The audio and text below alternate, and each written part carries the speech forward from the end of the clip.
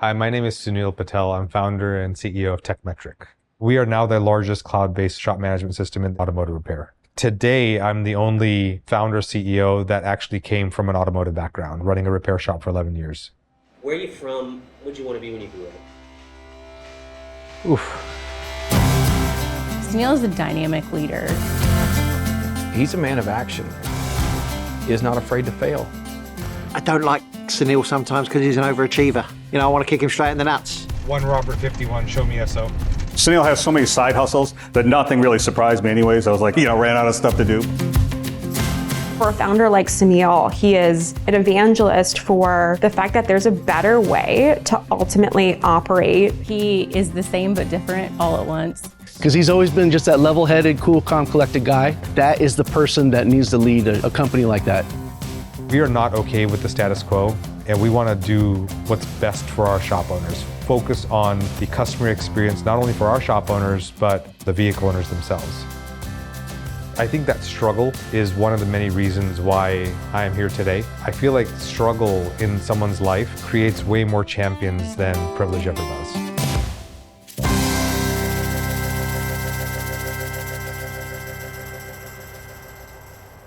So originally born and raised in Southern California, a small town called Escondido. The challenge for me was that because my parents weren't from the US, they weren't used to the American culture, I guess. We would walk 1.5 miles to 2 miles on our own, my sister and myself, to school and from school every single day. I remember Wednesdays were trash day. There was a house that happened to work on cars all the time. He had a lot of car parts always in his trash. I had no idea what they were, and so I would take them home. And I would tinker with them, play with them, had no clue what they did, but I would just take them apart, and I'm like, if this is what I find in one guy's trash, there's a lot more out there. We had an old station wagon. It was a 1978 Ford Zephyr station wagon with the fake wood panels on the side. So we would tinker with it every now and then.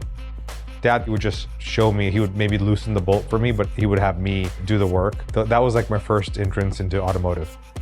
5th grade, my dad got a Packard Bell computer from Price Club back in the day. I would do all kinds of stuff on that computer. I just figured it out on my own. I would read books. I would figure out how to code in BASIC. I wanted to become a coder, but my parents wanted me to become a physician. And I went to India for med school. And in my 3rd year of med school, I met my wife. We make a good team. Yeah.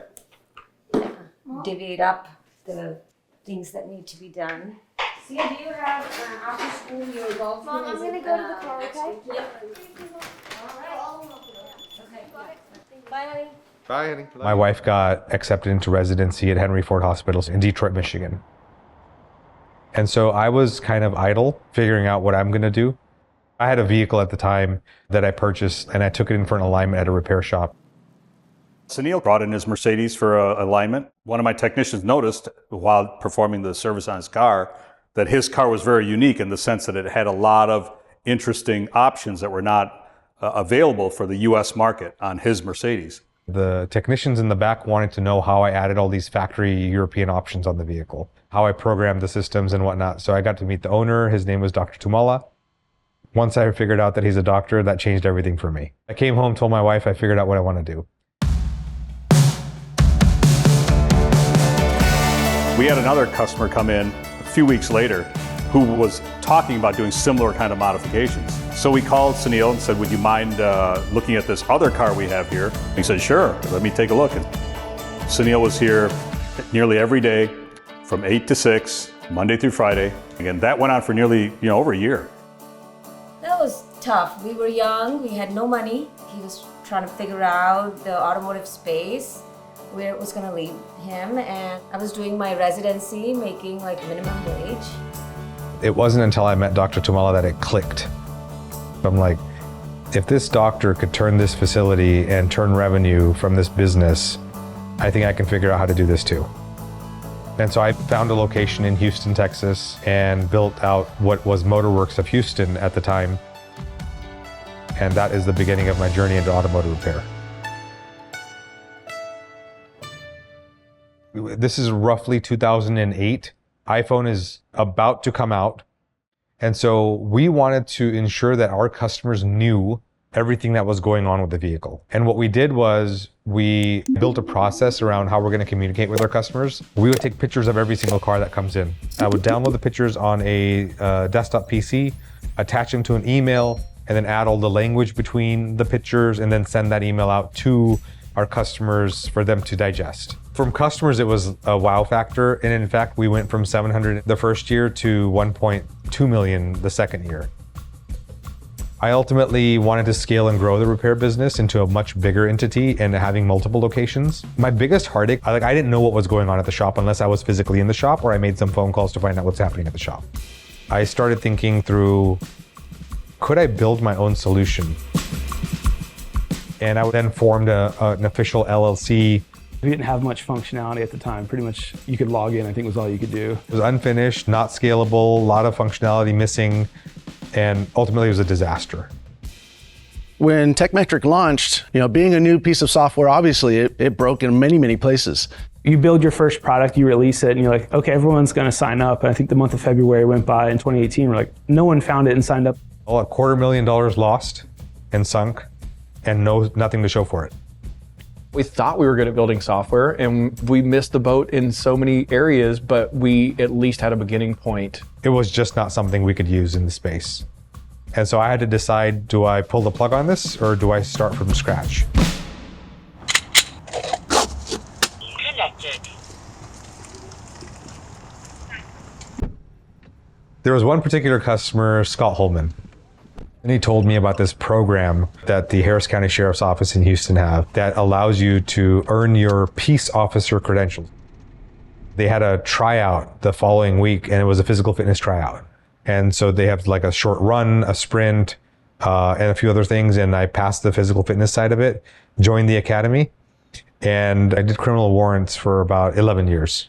Eventually, there was an opportunity that came up where Harris County was developing their SWAT team. And with that training, I joined the SWAT program and I was able to get in flying colors.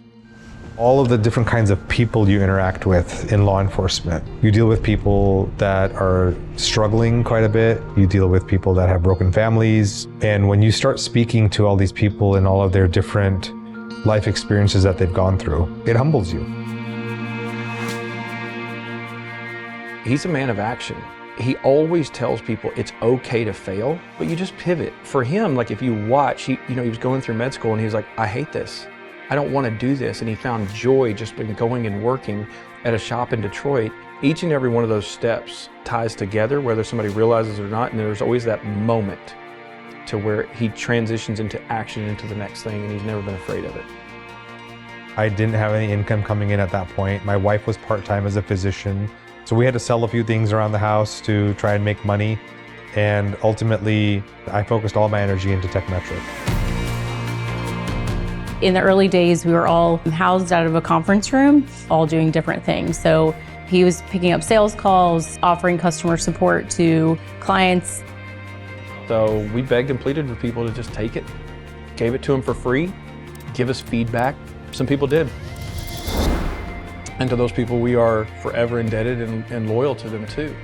Once we started building it ourselves and learning from the mistakes that we made on the first company, we started gaining some traction.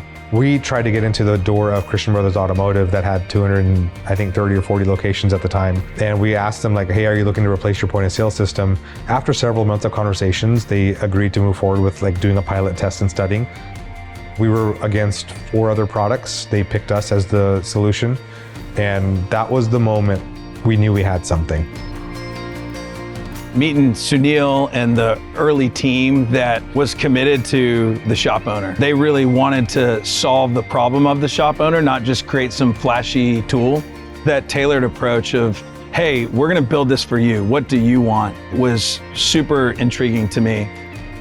I really appreciate the fact that Tekmetric takes my personal ideas and actually thinks about, maybe we should do that or not. We went full-time Tekmetric. That was a game changer straight off the bat. And just the technology of just moving forward all the time. Fucking phenomenal system. I always think about all of the different interactions that I've had in law enforcement. and how I translate that to my full-time job here today at Tekmetric.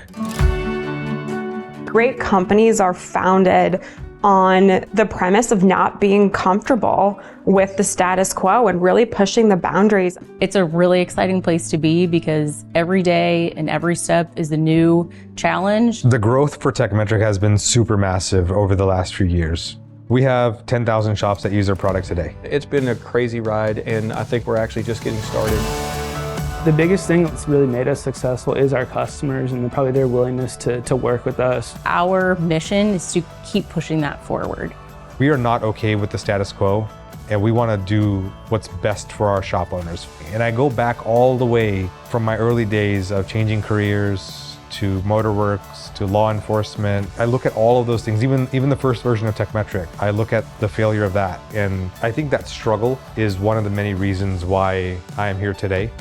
And I feel like struggle in someone's life creates way more champions than privilege ever does.